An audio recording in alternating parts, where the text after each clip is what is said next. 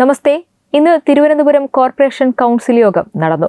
പതിവ് പോലെ തന്നെ കോർപ്പറേഷൻ കൗൺസിൽ യോഗത്തിൽ LDF-നും UDF-നും തേച്ചൊട്ടിച്ചിരിക്കുകയാണ് മേയർ വി രാജേഷ്. ആ ദൃശ്യങ്ങളിലേക്ക് പോകാം. നമ്മുടെ കൗൺസിൽ യോഗം ആരംഭിക്കാം.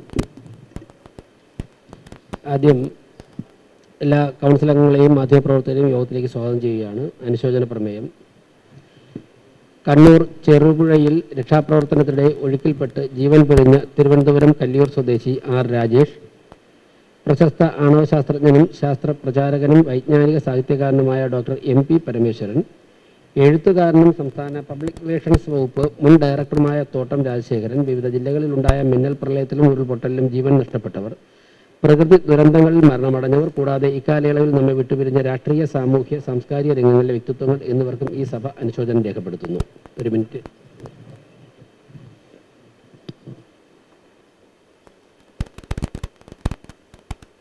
കൗൺസിൽ യോഗത്തിൽ അവധി അറിയിച്ചിട്ടുള്ള കൗൺസിലർമാർ: Vazhottukonam ward councillor Sugathan R, Punnakkamugal ward councillor Shivaji RP, Kowdiar ward councillor KS Sabarinathan എന്നിവരുടെ അവധി അപേക്ഷ അംഗീകരിച്ചിരിക്കുന്നു.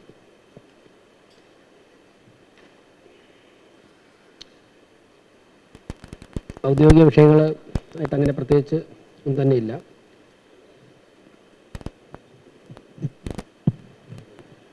നമ്മുടെ ഈ R. സുഗതൻ നിയമവിരുദ്ധമായിട്ട് ഈ കൗൺസില് അംഗീകാരം കൊടുക്കാൻ വേണ്ടിയിട്ട് പറ്റുന്നതല്ല. കാരണം ഈ കൗൺസിലിൻ്റെ മീറ്റിങ്ങിനകത്ത് ലീവെന്ന് പറയുമ്പോൾ അതിന് ചില മാനദണ്ഡങ്ങളുണ്ട്. എന്തെങ്കിലും കാരണവശാൽ എത്തിച്ചേരാൻ വേണ്ടിയിട്ട് പറ്റാത്ത ആരോഗ്യ പ്രശ്നങ്ങൾ അങ്ങനെ തുടങ്ങിയിട്ടുള്ള ഒരു എത്തിച്ചേരാൻ പറ്റാത്ത ഒരു ഘട്ടം വരുമ്പോഴത്തേക്കാണ് ലീവ് അപേക്ഷ കൊടുക്കുന്നത്. അതല്ലാതെ കാപ്പ കേസിനകത്ത് പ്രതി ചേർത്ത് ഹൈക്കോടതി ഉൾപ്പെടെയുള്ളവരുടെ ഡീറ്റെയിൻ ചെയ്തിട്ടുള്ള ഒരു പ്രതിക്ക് ഒരു ആനുകൂല്യം കൊടുക്കരുതെന്ന് പറഞ്ഞിട്ടുള്ളത് ഹൈക്കോടതി തന്നെയാണ്. ഹൈക്കോടതി ആ സുഗതൻ്റെ കേസ് ബെഞ്ചിനകത്ത് വരുമ്പോൾ ആ കേസിനകത്ത് തന്നെ പറഞ്ഞിട്ടുള്ളതാണ്, ഒരു കാരണവശാലും ഒരു ആനുകൂല്യങ്ങളും കൊടുക്കാൻ വേണ്ടിയിട്ട് പറ്റില്ല, ഒരു പ്രിവിലേജും ഈ കാപ്പ കേസിൻ്റെ പ്രതിയായിട്ടുള്ള ഒരാൾക്ക് കൊടുക്കാൻ വേണ്ടിയിട്ട് പറ്റില്ല. അങ്ങനെ നിരീക്ഷണം നടത്തിയതിൻ്റെ അടിസ്ഥാനത്തിലാണ് ജയിലിൽ നിന്ന് പുറത്തിറങ്ങാൻ വേണ്ടിയിട്ട് പറ്റാത്ത സുഗതനെ ജയിലിൽ വെച്ച് സത്യപ്രതിജ്ഞ നടത്താൻ വേണ്ടിയിട്ടുള്ള ഉത്തരവ് വരുന്നതും അതിൻ്റെ അടിസ്ഥാനത്തിലാണ് ജയിലിൽ പോയി ഈ സുഗതൻ്റെ സത്യപ്രതിജ്ഞ ചടങ്ങ് നടത്തുന്നത്. ഇപ്പോൾ കഴിഞ്ഞ ഘട്ടത്തിൽ ആഭ്യന്തര വകുപ്പിൽ നിന്നൊരു കത്ത് രേഖാമൂലം ഇവിടെ മേയർ വായിക്കുകയുണ്ടായി. ആ കത്ത് തന്നെ ആഭ്യന്തര വകുപ്പ് പിൻവലിക്കുകയും അത് ശരിയായ നടപടിയല്ല എന്നുള്ളത് രേഖപ്പെടുത്തി ഇവിടെ നമ്മുടെ കോർപ്പറേഷൻ്റെ സെക്രട്ടറി ഉൾപ്പെടെയുള്ളവരെ അറിയിക്കുകയും ചെയ്തു എന്നുള്ളത് മാത്രമല്ല, അത്തരം നടപടിയെടുത്തവർക്കെതിരെ നടപടിയെടുക്കുന്ന തരത്തിലേക്ക് പോലും ഗവൺമെൻറ് മാറി എന്നുള്ളതാണ്. അപ്പോൾ ഗവൺമെൻറ് തന്നെ അങ്ങനെ ഒരു ഉത്തരവ് പാലിക്കാൻ വേണ്ടിയിട്ട് പറ്റില്ല എന്ന് പറഞ്ഞതോടുകൂടി തന്നെ ആഭ്യന്തര വകുപ്പിലേക്ക് വന്നിട്ടുള്ള സുഗതൻ്റെ ലീവ് ആപ്ലിക്കേഷൻ എന്ന് പറയുന്നത് ഇവിടെ ജയിലിൽ നിന്ന് സൂപ്രണ്ട് ഫോർവേഡ് ചെയ്തിട്ടുള്ള ആഭ്യന്തര വകുപ്പിലേക്കും അതുപോലെ തന്നെ DGP മുഖാന്തരം ലീവ് ആപ്ലിക്കേഷൻ എന്ന് പറയുന്നത് തന്നെ ഇവിടെ ഇപ്പോൾ നിലനിൽക്കുന്നതല്ല. അതിനുള്ള നിയമസാധ്യത തന്നെ ഇല്ലാതിരിക്കുന്ന സാഹചര്യത്തിനകത്ത് ഇവിടെ 6 മാസത്തേക്ക് ഇവിടെ നമ്മുടെ ഏതെങ്കിലും ഈ നിയമത്തിനകത്ത് പറയുന്നുണ്ടോ ഈ കാപ്പ കേസിനകത്ത് പ്രതിയായിട്ടുള്ള ഒരാളെ കോടതി തന്നെ ഡീറ്റെയിൻ ചെയ്ത് വെച്ചിരിക്കണം? ഡീറ്റെയിനിങ് എന്ന് പറയുന്നതിൻ്റെ ഉത്തരവ് തന്നെ അതിൻ്റെ അർത്ഥം തന്നെ നമ്മൾ മനസ്സിലാക്കണം. ഒരു തരത്തിലും സമൂഹത്തിൽ ഇടപെടാൻ വേണ്ടിയിട്ട് പറ്റില്ല. അങ്ങനെ പറ്റാത്ത സാഹചര്യം വന്നപ്പോഴത്തേക്കാണ് ഒരു നിയമ നടപടിയാണത്. ആ നിയമ നടപടിയുടെ അടിസ്ഥാനപ്പെടുത്തിയിട്ടാണ് അദ്ദേഹത്തെ ഇന്നിപ്പോൾ വെയ്യൂർ ജയിലിലേക്ക് മാറ്റിയിരിക്കുന്നത്. അങ്ങനെ വെയ്യൂർ ജയിലിൽ മാറ്റുന്ന പ്രതിക്ക് ഒരു നിയമത്തിന്റെ പരിരക്ഷയും കൊടുത്തുകൊണ്ട് ലീവ് ആപ്ലിക്കേഷൻ എന്ന് പറയുന്നത് ഈ കൗൺസിലിനകത്ത് വെക്കാൻ വേണ്ടിയിട്ട് പാടുന്നുള്ളതല്ല. കഴിഞ്ഞ കൗൺസിലിനകത്ത് 6 മാസത്തേക്ക് ലീവ് സാങ്ഷൻ ആക്കിയപ്പോൾ തന്നെ അതിന്റെ മിനിറ്റ്സ് എഴുതി ആ മിനിറ്റ്സ് രേഖാമൂലം വന്നപ്പോൾ തന്നെ സെക്രട്ടറിക്ക് ആ ഭാഗം തിരുത്തുന്നതിന് വേണ്ടിയിട്ടുള്ള നടപടി എടുക്കണമെന്നുള്ള ആവശ്യവും ഞാൻ ഈ സെക്രട്ടറിക്ക് രേഖാമൂലം കൊടുത്തിരുന്നത് ആണെന്നുള്ളതാണ്. ഒരു കൗൺസിൽ അംഗത്തിന്റെ മൗലികമായിട്ടുള്ള അവകാശമാണ് യഥാർത്ഥത്തിൽ ഒരു കമ്മിറ്റി കഴിഞ്ഞാൽ അതിന്റെ മിനിറ്റ്സ് എല്ലാവർക്കും സർക്കുലേറ്റ് ചെയ്യുക എന്നുള്ളത്. ഒരു കൗൺസിൽ അംഗം എന്നുള്ള രൂപത്തിൽ ആ കഴിഞ്ഞ കമ്മിറ്റിയുടെ എന്തൊക്കെ തീരുമാനമാണെന്നുള്ളതിന്റെ മിനിറ്റ്സ് ഇവിടെ കൊടുക്കേണ്ടതാണ്. ആ മിനിറ്റ്സ് ഇവിടെ കൊടുക്കുന്നില്ല. ആ മിനിറ്റ്സിനകത്ത് രേഖപ്പെടുത്തുന്നതിനകത്ത് സത്യസന്ധമായി രേഖപ്പെടുത്താൻ വേണ്ടിയിട്ടുള്ള കാര്യങ്ങൾ വഴിവിട്ട് തെറ്റായ രൂപത്തിൽ രേഖപ്പെടുത്തുന്ന തരത്തിലേക്ക് ഇവിടെ മിനിറ്റ്സ് ചെയ്യപ്പെടുന്ന കാര്യങ്ങൾ ആണ് ഞാൻ പറഞ്ഞത്. കഴിഞ്ഞ പ്രാവശ്യത്തെ കൗൺസിൽ യോഗത്തിനകത്ത് മേയർ നിരന്തരമായിട്ട് സംസാരിക്കാൻ വേണ്ടിയിട്ട് പ്രതിപക്ഷ അംഗങ്ങളോട് ആവശ്യപ്പെട്ടു എന്നുള്ളതാണ് മിനിറ്റ്സിനകത്ത് എഴുതി കയറ്റി വെച്ചിരിക്കുന്നത്. അങ്ങനെ ഏതെങ്കിലും ഘട്ടത്തിനകത്ത് മേയർ സംസാരിക്കുന്നതിന് വേണ്ടിയിട്ട് ഇവിടെ തയ്യാറായോ? ഞാൻ സംസാരിക്കാൻ വേണ്ടിയിട്ട് എണീറ്റപ്പോഴത്തേക്ക് എൻ്റെ മൈക്ക് ഓഫ് ചെയ്യാൻ വേണ്ടിയിട്ട് പറയുന്നത് ഉൾപ്പെടെയുള്ള വിഷ്വൽസ് പിന്നെ വീഡിയോ ദൃശ്യങ്ങൾ നോക്കിയാൽ കാണാൻ വേണ്ടിയിട്ട് പറ്റുമെന്നുള്ളതാണ്. അപ്പോൾ കൗൺസിൽ അംഗങ്ങളായിട്ടുള്ള ആളുകൾക്ക് ശരിയായ രൂപത്തിൽ നിയമത്തിന്റെ അടിസ്ഥാനത്തിൽ കാര്യങ്ങൾ പറയാൻ വേണ്ടിയിട്ടുള്ള അവകാശം പോലും നിഷേധിക്കുന്ന രൂപത്തിലേക്ക് കൗൺസിൽ മാറിക്കഴിഞ്ഞാൽ പിന്നെന്ത് ചെയ്യാൻ വേണ്ടിയിട്ട് പറ്റും? യഥാർത്ഥത്തിൽ സെക്ഷൻ 40 മുനിസിപ്പൽ ആക്ട് 46 അനുസരിച്ച് ഈ പറയുന്ന സെക്രട്ടറിക്ക് ചുമതലയുണ്ട് ഈ കാര്യത്തിനകത്ത്. തെറ്റായ ഒരു വിവരം ഈ കൗൺസിലിനകത്ത് നിയമവിരുദ്ധമായിട്ട് നടന്നു കഴിഞ്ഞാൽ അത് തിരുത്തിക്കാൻ വേണ്ടിയിട്ടുള്ള നടപടി എടുക്കേണ്ടത് സെക്രട്ടറിയാണ്. സെക്രട്ടറി മൗനം പാലിക്കുകയാണ് ഇതിനകത്ത്. ഒരു മുനിസിപ്പൽ ചട്ടനകത്തിനകത്ത് ഒരു തരത്തിലും ന്യായീകരിക്കാൻ വേണ്ടിയിട്ട് പറ്റാത്ത ആ നിയമവ്യവസ്ഥയ്ക്കകത്ത് ഒരു സ്ഥലത്തും പറയുന്നില്ല 6 മാസത്തേക്ക് കാപ്പ കേസിനകത്ത് പ്രതിയായിട്ടുള്ള ഒരാളെ ഇവിടെ ലീവ് കൊടുക്കാൻ വേണ്ടിയിട്ട്. അങ്ങനെ കൊടുക്കാൻ പാടില്ലാത്ത ഒരാളെ നിയമവിരുദ്ധമായി വീണ്ടും വീണ്ടും ഈ കൗൺസിൽ യോഗത്തിനകത്ത് വന്ന് ലീവ് ആപ്ലിക്കേഷന് വേണ്ടിയിട്ട് ഇവിടെ കൊണ്ടുവന്ന് വെക്കുന്നത് തെറ്റായ ചട്ടവിരുദ്ധമായിട്ടുള്ള നിയമ നടപടിയാണ്.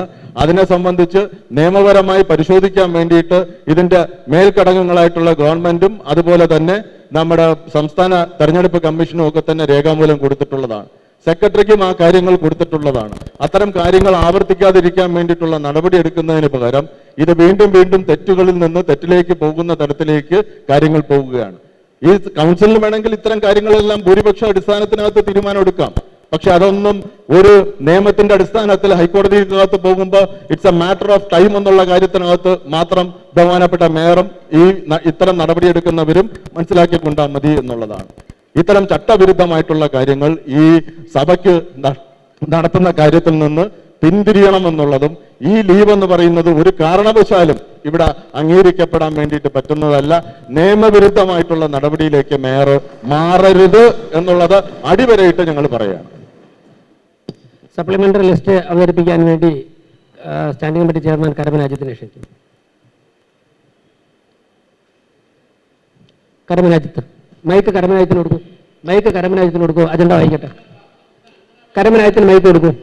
കരമനായത്ത്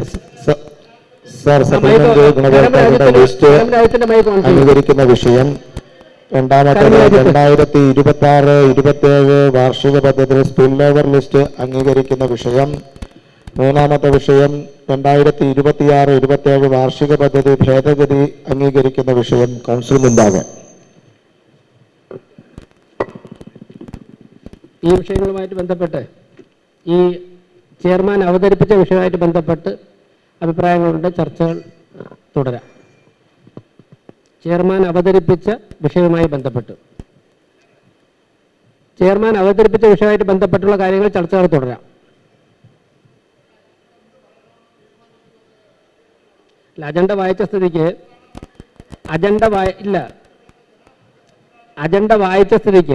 അജണ്ടയിൽ പറഞ്ഞ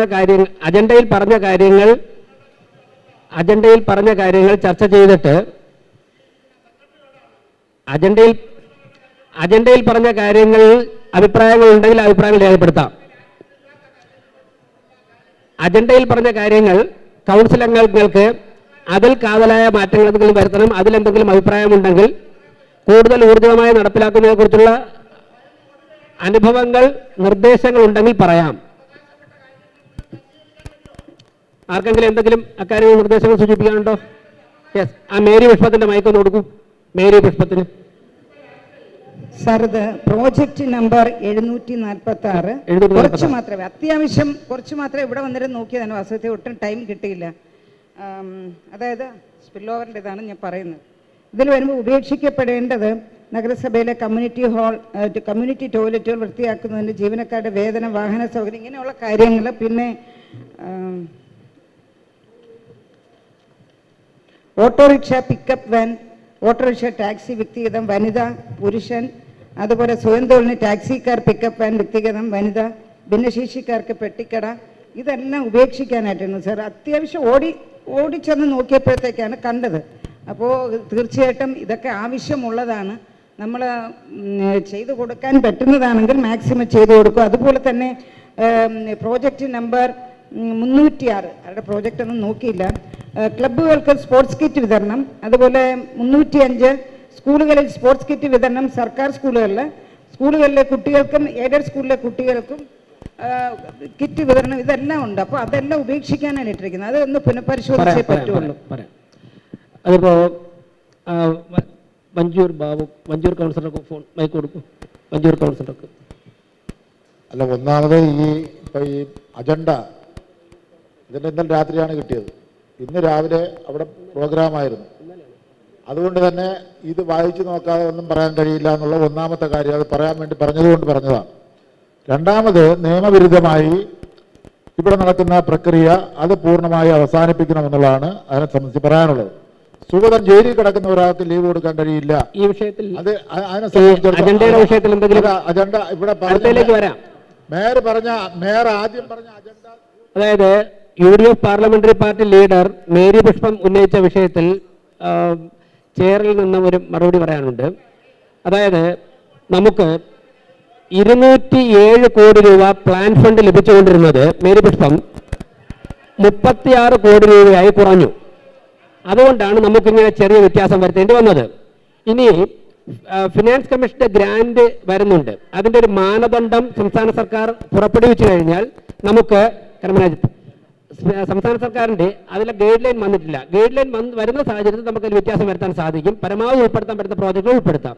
കർമ്മനായത്ത് സാർ, ഇത് ഉപേക്ഷിക്കപ്പെട്ടു എന്ന് പറയുന്നത് ഈ വർഷത്തെ പ്രോജക്റ്റിൽ വച്ചിട്ടുണ്ട് സാർ. ഈ വർഷത്തെ പ്രോജക്റ്റിലുണ്ട്. ഫിനാൻസ് കമ്മീഷന്റെ ഗൈഡ് ലൈൻ വരുന്നതോടുകൂടി നമുക്ക് കൂടുതൽ വ്യക്തത വരും.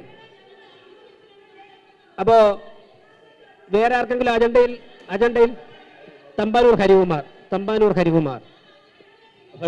തരാം സാർ. തമ്പാനൂർ ഹരികുമാർ ഇപ്പം മാസത്തിൽ ഒരു കൗൺസിലാണ് ഇപ്പം കൂടുന്നത്. കഴിഞ്ഞ പ്രാവശ്യം ഇതുപോലെ ഒരു അജണ്ട ഒരു കെട്ട് നമുക്ക് കൊണ്ടുവന്ന് മനസ്സിലാക്കാൻ കഴിഞ്ഞില്ല.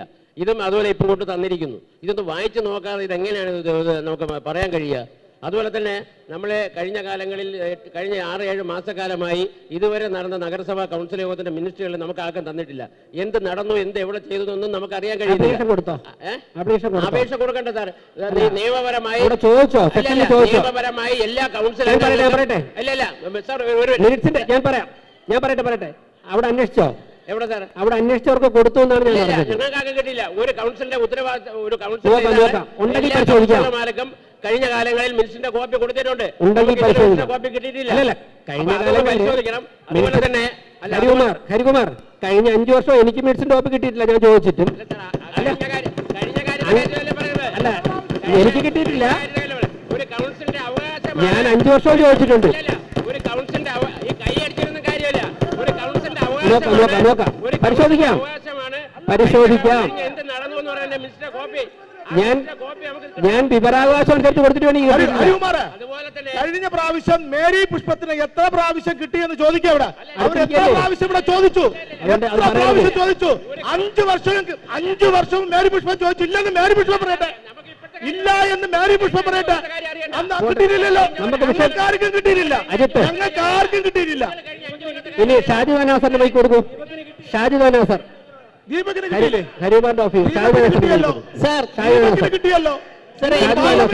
എനിക്ക് പറയാനുള്ളത് സാറിനെ പോലെ ജനങ്ങൾ തിരഞ്ഞെടുത്ത ജനപ്രതിനിധിയാണ് ഞങ്ങൾക്ക് പറയാനുള്ള കാര്യങ്ങൾ ഞങ്ങൾക്ക് ഇവിടെ പറയാൻ കഴിയുള്ളൂ. പറയണം. ഒരു കൗൺസിൽ തുടങ്ങുമ്പോൾ ഏതെങ്കിലും കുറെ അജണ്ട കൊണ്ടുവന്നിട്ട് ഒറ്റയടിക്ക് പാസ്സാക്കി കൊണ്ട് പോകുന്നതല്ല ശരി. കൗൺസിൽ പറയണം. ബഹുമാന്യനായ മേയർക്ക് മിനിറ്റ്സ് കിട്ടിയില്ല എന്ന് പറഞ്ഞു. കഴിഞ്ഞ കൗൺസിൽ പീരീഡ് മേയർ പരിശോധിക്കുന്ന ഏതെങ്കിലും കൗൺസിലിൽ മേയർ ഇരുന്നിട്ടുണ്ടോ? മേയർ 3 കൗൺസിൽ വരുമ്പോൾ ഒപ്പിടുന്ന പോകുന്നു. അതാണ് എനിക്ക് പറയാനുള്ളത്. പിന്നെ രണ്ടാമത്തെ വിഷയം പാർലമെന്ററി പാർട്ടി കൂടുമല്ലോ. ഞാൻ പറഞ്ഞോട്ടെ. ഇല്ല എന്ന് ദീപക് പറയട്ടെ. നമുക്ക് ദീപക്കിനല്ലേ, ദീപക്കിന് കൊടുത്തിട്ടുണ്ട്. ഇല്ല എന്ന് ദീപക് പറയട്ടെ. സാർ, ഞാൻ പറഞ്ഞോട്ടെ. അതിനിടയിൽ എന്തിനാണ് പരിശോധിക്കാം. സാർ, ഞാൻ പറയട്ടെ. സാർ, ഇവിടെ ഇപ്പൊ സപ്ലിമെന്ററി അജണ്ട പാസ്സാക്കി. സാർ ഒന്ന് മനസ്സിലാക്കണം. പാസ്സാക്കുമല്ലോ, നിങ്ങൾ പാസ്സാക്കുമല്ലോ, സ്വാഭാവികം. 24-25 ആനുകൂല്യങ്ങൾ പോലും നാളിതുവരെ കൊടുത്തിട്ടില്ല ഒരു ഗുണഭോക്താക്കൾക്കും. ജനപ്രതിനിധിയായി വന്നവർക്ക് ആകെ തന്നെ ഇപ്പൊ വലിയ കാരണം പറയാം. LDF സർക്കാർ പ്ലാൻ ഫണ്ടിന്റെ അവസാന സർക്കാരിന്റെ പഴിചാരി പോകാൻ പറ്റില്ല സാർ. ഓൺ ഫണ്ട് ഉണ്ടല്ലോ, ചെലവാക്കാത്തത് സാധാരണക്കാരായ ജനങ്ങൾക്ക് കൊടുക്കാനല്ലേ അവര് നികുതി പണം തരുന്നത് സാർ. അതുകൊണ്ട് കഴിഞ്ഞ പ്രാവശ്യത്തെ കട്ടിൽ കൊടുത്തിട്ടില്ല. അങ്ങനെ പരിശോധിക്കപ്പെടുമ്പോ ഒരു ആനുകൂല്യങ്ങളും കൊടുത്തിട്ടില്ല. കഴിഞ്ഞ 8 മാസക്കാലം ജനപ്രതിനിധിയായി ഞാൻ പറഞ്ഞു 24-25 കാലാംശത്തിൽ ഈ നഗരസഭ ഭരിച്ചത് ആരാണ്? എന്റെ ചോദ്യമാണ്.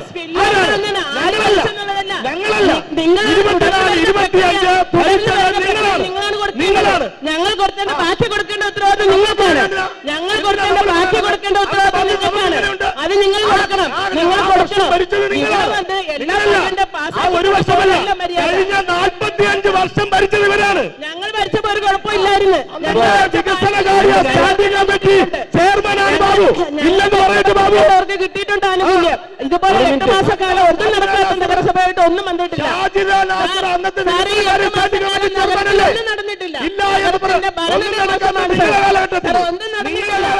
ഒന്നും നടക്കാത്തത് 6 മാസമേ ആയിട്ടുള്ളൂ.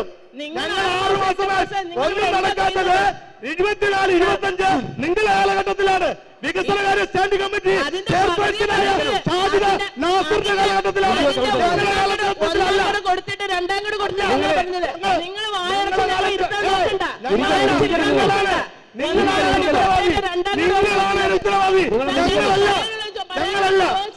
ചാത്തപിള്ളേരെ ജാതകം നോക്കുന്ന പാർട്ടി ഒന്നാം ഗഡ് കൊടുത്ത് 25-26 രണ്ടാം ഗഡ് കൊടുക്കാനാണ് പറയുന്നത്. അല്ലാതെ നിങ്ങളുടെ കയ്യിൽ നിന്ന് കൊടുക്കാനല്ല പറയുന്നത്.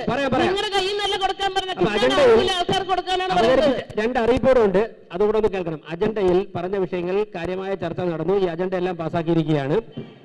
ഇനി 2 കാര്യങ്ങൾ. ഒന്ന് ഈ കാര്യം ശ്രദ്ധിക്കുമോ? അതായത് 21-ാം തീയതി രാവിലെ 10 മണി മുതൽ കോർപ്പറേഷൻ അങ്കണത്തിൽ വച്ച് കോർപ്പറേഷന്റെ ഓണാഘോഷ പരിപാടി സംഘടിപ്പിക്കുകയാണ്. എല്ലാ കൗൺസിലർമാരെയും മാധ്യമപ്രവർത്തകരെയും ജീവനക്കാരെയും ഇതിലേക്ക് ക്ഷണിച്ചുകൊള്ളുന്നു. നിങ്ങൾക്ക് അറിയിപ്പ് ലഭിക്കും 21-ാം തീയതി രാവിലെ 10 മണി മുതൽ. അതോടൊപ്പം തന്നെ 22-ാം തീയതി നമ്മുടെ ജനറൽ ഹോസ്പിറ്റലിന് സമീപമുള്ള സെന്റ് ജോസഫ് സ്കൂളിൽ വെച്ച് നമ്മുടെ മുഴുവൻ ജീവനക്കാർക്കും അതുപോലെ മുഴുവൻ കൗൺസിലർമാർക്കും മേയർ കെയർ പദ്ധതിയിൽ ഉൾപ്പെടുത്തി ഓണക്കോടിയും ഓണക്കിറ്റ് നൽകുകയാണ്. എല്ലാവരെയും രാവിലെ 8 മണിക്ക് അത് ആരംഭിക്കണമെന്നാണ് ആഗ്രഹിക്കുന്നത്. തൊഴിൽ മുടങ്ങാതിരിക്കാൻ വേണ്ടി 8 മണിക്ക് ആരംഭിച്ച് 10 മണിക്ക് അവസാനിപ്പിക്കണമെന്നാണ് ആഗ്രഹിക്കുന്നത്. മുഴുവൻ കൗൺസിലർമാരും ജീവനക്കാരും അവിടെ എത്തി ഓണക്കോടി വാങ്ങണം. സന്തോഷമായി നമുക്ക് ഒരുമിച്ച് ഓണം ആഘോഷിക്കാൻ സാധിക്കണം. ഓണക്കോടിയും ഓണക്കിറ്റും മേയർ കെയർ പദ്ധതി ഉൾപ്പെടുത്തി നൽകുകയാണ്. ഇന്നത്തെ കൗൺസിൽ യോഗം അവസാനിച്ചിരിക്കുന്നു. നന്ദി, നമസ്കാരം. ആഭ്യന്തര വകുപ്പും തദ്ദേശ വകുപ്പും നമ്മുടെ ആ കത്ത് കൗൺസിലർ പിൻവലിച്ചിരിക്കുകയാണ്. ആ കത്ത് പിൻവലിച്ചുകൊണ്ട് ഈ അന്ന് അവസരം നൽകിയത് അത് അസാധ്യമാണെന്ന് പറയുന്നത് എന്താണ് വാസ്തവം എന്താണ്? ആ കത്ത് പിൻവലിച്ചതിൻ്റെ തീവ്രമായ ഒരു അവരുണ്ട്. കൗൺസിൽ അപേക്ഷ കൊടുത്ത് കൗൺസിൽ ഭൂരിപക്ഷത്തോടെ അപേക്ഷ പാസ്സാക്കി അതിന് അവധി അനുവദിക്കാമെന്ന് മുനിസിപ്പൽ ആക്ടിൽ പറഞ്ഞു. അതാണ് ബേസ്.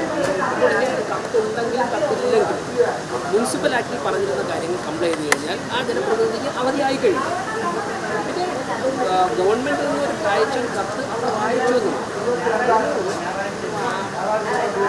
ഒരു കൗൺസിലർക്ക് അവധി ലഭിക്കുന്നത് ആ കത്ത് നിർബന്ധമല്ല. മുനിസിപ്പൽ ആക്ടിൽ ആ സെക്ഷൻ കംപ്ലൈൻറ്റ് ചെയ്താൽ ആ സെക്ഷൻ ഒരു ഫെയിലിയറില്ലാതെ കംപ്ലൈൻറ്റ് ചെയ്യും.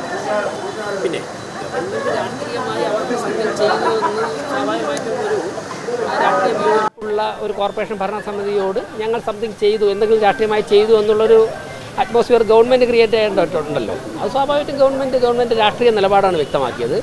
ആ കത്ത് പുറപ്പെടുവിച്ച ആളിനെ അവർ സസ്പെൻഡ് ചെയ്തു, ആ കത്ത് അവർ പിൻവലിച്ചു. ഇതൊക്കെ അവരുടെ രാഷ്ട്രീയ നിലപാടാണ്. പക്ഷേ നിയമത്തിൻ്റെ മുൻപിൽ രാഷ്ട്രീയ നിലപാടിനല്ല പ്രസക്തി. ആക്ടിൽ പറയുന്ന കാര്യമാണ്. ആക്ടിൽ പറയുന്ന കാര്യങ്ങൾ കൃത്യമായിട്ട് ചെയ്തു കഴിഞ്ഞു. അത് നടപ്പിലാക്കി, അത് മിനിറ്റ്സും ആയി കഴിഞ്ഞല്ലോ. ഈ വീഡിയോ ഇഷ്ടമായെങ്കിൽ ലൈക്ക് ചെയ്യുക, ഷെയർ ചെയ്യുക, ഒപ്പം നിങ്ങളുടെ അഭിപ്രായങ്ങൾ കമന്റ് ചെയ്യുക. അതുപോലെ തന്നെ തത്വമയി ചാനൽ സബ്സ്ക്രൈബ് ചെയ്ത് ബെല്ലൈക്കൺ അമർത്താൻ മറക്കരുത്. Web desk Tatwamayi news. HIV അണുബാധ സന്തോഷപൂർണമായ ഒരു ജീവിതത്തിന് തടസ്സമല്ല. HIV അണുബാധയ്ക്ക് ഫലപ്രദമായ ചികിത്സ ഇന്ന് ലഭ്യമാണ്. ഇതിന് യഥാസമയം അണുബാധ കണ്ടെത്തുന്നതും കാലേക്കൂട്ടി ചികിത്സ നടത്തേണ്ടതും അത്യാവശ്യമാണ്. സൗജന്യമായ ചികിത്സയും മാർഗനിർദ്ദേശങ്ങളും സർക്കാർ ആശുപത്രികളിലെ ART അഥവാ ഉഷസ് കേന്ദ്രങ്ങളിൽ ലഭ്യമാണ്. ആരോഗ്യ സംരക്ഷണം ഓരോരുത്തരുടെയും ഉത്തരവാദിത്തമാണ്.